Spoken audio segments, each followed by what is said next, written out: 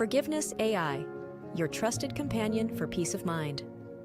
Forgiveness AI is a powerful new tool available on Spiri, and it works well on both desktop and mobile devices. Forgiveness AI does much more than just minimize fear and anxiety. It takes us deep within the mind to recognize our emotions, thoughts, and beliefs, allowing us to genuinely choose peace and release old upsets for good. Experience Spiri, your spiritual assistant.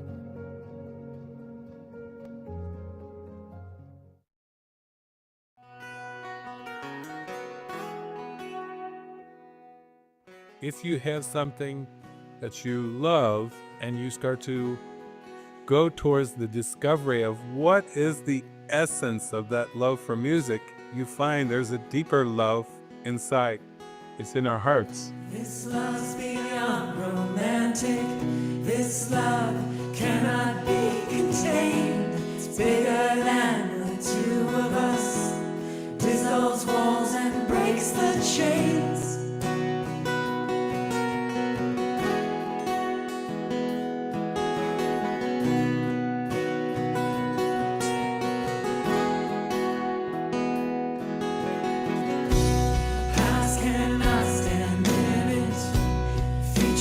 Disappears from view when we surrender and let go the me and you.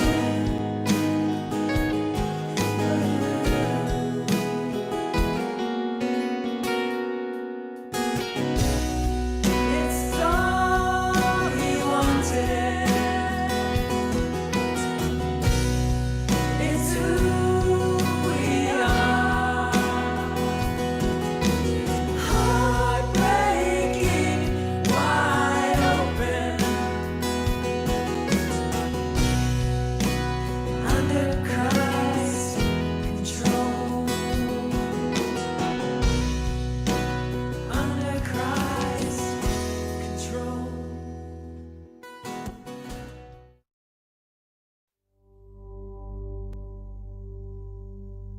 What we're calling tabula rasa, or having a blank slate, is really what Jesus refers to in the Course in Miracles workbook, where he says, allow everything that the ego has written on the world to be removed.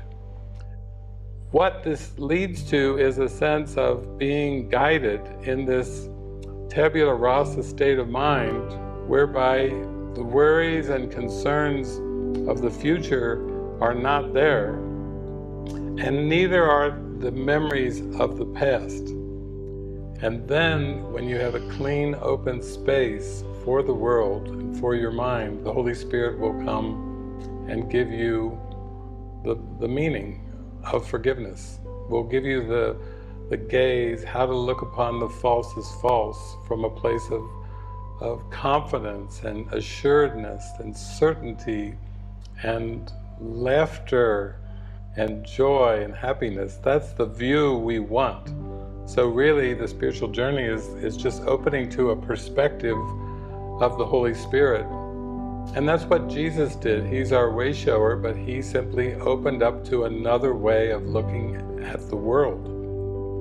And that's why Jesus is saying, if you live in this moment and you trust me, you'll realize that everything is found in this moment. You won't find it in history, you won't find it in the future, you'll find it in the moment.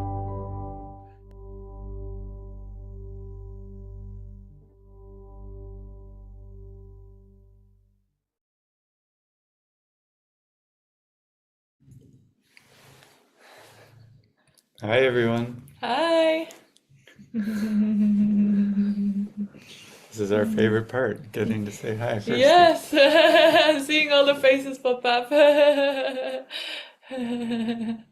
Lauren, Yeah. Gabriella, Vicky, Yeah, Micah. Micah, everyone. Mikasa, Hi.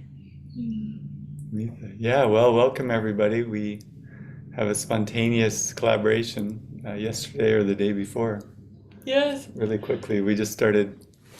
Marina offered to help go through the movie with me, and see if any quotes came or ideas, and it just turned into doing the movie together. And we actually came up with a quite unique schedule today. The tech team was a little bit like, whoa. So we've got several clips, but maybe we could give the overall theme. The overall theme is to have an awareness of dreaming. And so maybe I'll actually read an opening quote to set everything up. Awareness of dreaming is the real function of God's teachers. They watch the dream figures come and go, shift and change, suffer and die, yet they are not deceived by what they see. They recognized that to behold a dream figure as sick and separate is no more real than to regard it as healthy and beautiful. Unity alone is not a thing of dreams, and it is this God's teachers acknowledge as behind the dream, beyond all seeming, and yet surely theirs. So we're actually going to go into many virtual reality realms today. So if you've ever seen movies like Hypnotic, or what are some of the best? Other Life. Other Life, Another Life, Truman Show, where you just get this kind of obvious sense that, you are not at home here. The character is not at home here. It excites something kind of deep in our heart because it's like we're constantly being reminded by the symbols and the character that we too are not at home in this world. So we are going to be going through that with a couple clips. The movie Click. I would have thought everybody had seen it, but I found out that quite a number of people have not seen it. Has anybody not seen Click? I hadn't seen it.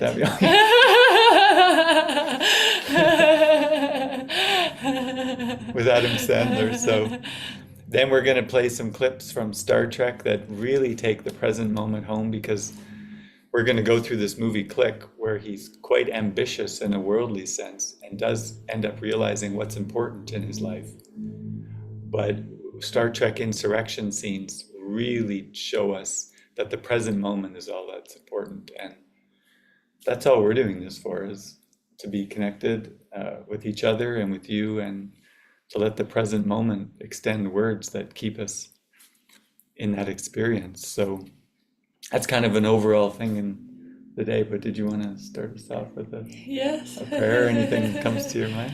Yeah, it's beautiful what you just said. Let the present moment to lead the way. And I feel like that's the experience that we're all praying for, to really sink into the present moment together and use this opportunity not just to watch a movie, but to really let go of everything that is blocking us from really feeling that we're in the moment, that we're feeling the connection, that we're feeling the love as an experience right now, like no delay. There is no tomorrow to experience the present moment. We have everything right now to really sink into it and to let go of anything that's standing on the way. So that is my prayer for me, for you, and for everyone here, to really see what's on the way and really experience it together by the end of this movie, and then just keep staying in the present moment all the way through. I was talking with a friend yesterday, and it was almost like this idea has come up over the past few days. Why say anything to anybody? Why try to help anybody? And yeah, why say anything to anybody? Why try to help if it's from egoic purposes? But there's a line in this movie and a line in the Course where it says you need to share redemption with your brother to keep it in yourself. And throughout this movie, or throughout this morning, like Marina was saying, if there's anything blocking or any defense mechanisms, first we just want to be aware of it. We just want to let it trickle up into awareness, and then not believe in it. See its unreality. See how it's been maybe deceiving us for years or thousands of years. Maybe you might not recognize it as thousands of years, but just recognize it for what it is. And then it's like more love just comes through. So we're going to watch this movie Click. and see some pretty obvious defense mechanisms. But what's not obvious is how we are acting out this fast forward feature in our own lives, maybe even every day or every minute. There's these unconscious patterns of, I want to wake up, but what if I want to wake up is a future goal? Have you ever experienced for a second what that might actually feel like to have a future goal of awakening? There's actually a tremendous amount of strain. And that's why Jesus flips the whole thing and says, well, we're not here to go for love. We're not here to, if I can use this lightly, wake up. We're here to look at the blocks to love's awareness. Because when our energy is looking at the defense mechanisms and the patterns in the mind and they dissolve, we naturally remember who we are. It's not a future endeavor. It's a present focus at what's blocking the way. And then the love just kind of appears. So with Adam Sandler in this movie, we're going to see lots of defense mechanisms. It's actually kind of hilarious. So if you've never seen it before, we're watching a comedy. Yeah. And yeah. Yeah, and when you were just speaking, the word that came to me from the course is do not be content for future happiness, for it is not your cause reward, for you have cause for freedom now. And then the movie is going to really help us see where we are trying to delay on our happiness. I'll be happy when something changes, or I'll be happy when I'll get the lesson in the future. But then there are all of these defenses to really accepting that I can be happy now if I am willing to put my whole attention into the present moment experience, whatever that experience may be. But if I'm trying to avoid anything, or like avoid pain, avoid sadness, avoid boredom, avoid, and then we're going into these automatic cycles and not feeling anything, but not really living either. So I feel, the movie is really gonna show us all of the defenses that we're putting in front of the present moment, so that we can see them and let them go and experience the happiness right now. Because one of his major defenses is he doesn't want to be in touch with his emotions and thoughts. And once he starts to see that he has the power to fast forward and skip things he doesn't like, so he consciously chooses to fast forward. But you'll watch, there's a scene where he joins with kind of the Holy Spirit character to, should I do this? Should I fast forward my uncomfortable life situations? And he's kind of, the spirit character is like, well, you know, it is your life. You can do what you want to do. But he mentions a leprechaun or something like that. Like, do you know the parable of the leprechaun, where they're constantly searching for the pot of gold? And I actually did this when I was a kid. I don't know if you did, but did you ever try to go to the end of a rainbow? You tried? I tried. I got in my car and I thought, it might have been before I had a car, my bike. It was probably on my bike. And I tried to drive to the end of and it just kept disappearing and going farther and farther away. And I was like, oh my God, I get it. Okay. So that's it. If you try to go for the pot of gold in form, it just actually keeps going farther and farther away. You never get there. And this movie is the epitome of searching for something. It's ostensibly he's searching for to be a CEO or a partner in his job. He's an architect. He's an architect. He tried to build homes. Which you got some good quotes for. But he can't. He can't ever achieve it because he's not trying to achieve home building. He's trying to achieve happiness and satisfaction.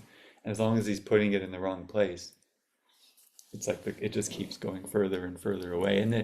And I love that about I love that about the ego.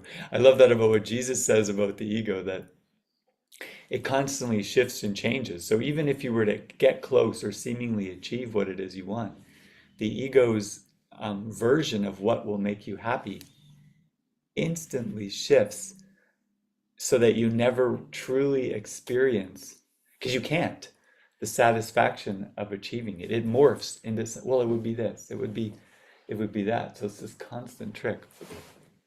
So I want to see how we're doing, because most of us are probably not consciously searching for things of this world in the future anymore. You're coming to these movie gatherings, but how is it actually practical to us in our daily life? What is it that we're avoiding? What is it we're not wanting to see that is reflective of a deeper autonomy that maybe Jesus wants us to see in the mind? So. Yeah, that's beautiful. And also, like what we're gonna see throughout Click and also through some clips that we're gonna show beforehand is this idea of this is a simulation or this is virtual reality. Like literally, it's not like, oh, it's as if this is virtual reality. This is virtual reality. This is a simulation. These images are really not real. And that is where the freedom comes, and that is where the joy comes. And yeah, in the movie clip, we're gonna see how he literally can fast forward images, like Jason was saying, in time, but it's as if he's seeing the movie of his life in fast forward, trying to get somewhere. So we are gonna, and then seeing how that is pointless. And like, yeah, you can never find happiness in the future. But then if you realize that everything, that it is a simulation, that is actually images that you're seeing, and that the happiness is not in the images or not in a future, then what is the purpose of this world? What is the purpose of the images that I see? Is to find joy in the moment. That is the only purpose that this world has, to let it go by and find the present moment and find the peace that comes with the present moment and knowing that this world is not real. And recently, I think 2 days ago or 3 days ago, yeah, well, Lisa had this, we are doing a mystery school, and Lisa had this idea, Marina, I am thinking virtual reality. How you thought of doing virtual reality of the mystery school? And I said, oh, that's an amazing idea. I have never ever tried it myself, but it would be beautiful to just experience it and see what it brings up. And so the team got together, and Wesley and Deborah and everyone there set it up with Andy as well. And so we went on a few days ago to try it out. And it was a very powerful experience, because the moment I put those glasses on, a headset on, I knew that I was seeing what I was seeing, because I was in virtual reality. I had glasses on, and something in my mind said, you are seeing this what you're seeing is not real, it's virtual reality, it's a simulation. And then when I thought that thought, I felt overwhelming peace, overwhelming joy, overwhelming love. And all the images that I was seeing, I was just in this, I have not even started the game. It was like the waiting room in the game. And I was just watching it, feeling like, this is so beautiful. I feel so loved. I feel so safe, because I know, like, these images are, like, these are beautiful images. They can't harm me, because it's a simulation. It's just so, it's not real. It can't touch who I really am. But it felt like it brought up a memory for me, a memory of the truth, like that experience of this is not real, this is a simulation, brought me back to the very beginning of my spiritual awakening, where I had an experience that the world disappeared, the universe disappeared. And then when I saw the images back again, I thought, this is not real. This is a simulation. This is virtual reality. And I was literally seeing, like, what is this? Like, when you you put your headset on and you're trying to discover what it is, where you are, how things look. And you have such an open mind to allow what you're seeing to show you who you truly are, and to allow the love to come in when you see it, everything with no judgment. So when I was in that experience, I could really feel the love come through, and I was I got the headset off and I was still in the experience, like, this world is not real. This world is a simulation. And then this incredible sense of freedom and joy, and then this deep desire to stay there moment by moment and just really feel the connection and feel the love with everything that is presenting in front of what I see with my five senses, but not because I think or believe they're real. It's just what's behind it that is real. So am I really being present in every moment with whatever is it that is appearing in front of me, so that I may feel that love, may feel that connection, and always remember, like, not to take this world seriously, because it's literally not real. It is a simulation. So we thought that we would start this movie session by showing the clip from the game that I played with virtual reality. It's called The Marvelous Machine. It just will give us some ideas about what this world is for. It's gonna tell us that it's not about learning anything in this world, and it's not achieving any goals in this world, but just to experience it. We do have one goal that we want to achieve. We want to achieve peace. That's the only goal. The goal of the present moment is our goal, but there is no other goal in the world. And then it's just coming to that realization: where am I placing goals in the world? And that is what Click is gonna do for us.